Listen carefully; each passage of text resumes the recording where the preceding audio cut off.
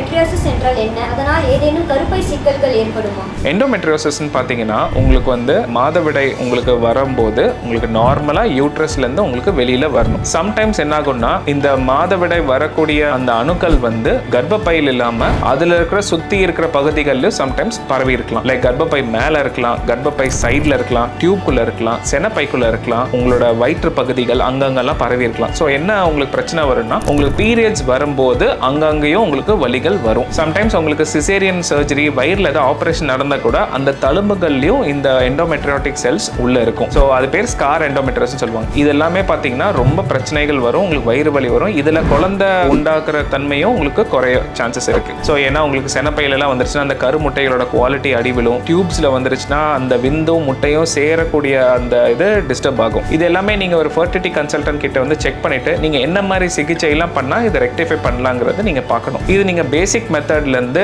Advance surgery வரைக்கும் பண்ணக்கூடிய இது இருக்கலாம். உங்களுக்கு நீங்கள் எந்த ஸ்டேஜில் இருக்கீங்கிறது முன்கூட்டியே நீங்கள் தெரிஞ்சுக்கிட்டீங்கன்னா உங்களுக்கு சேஃப்.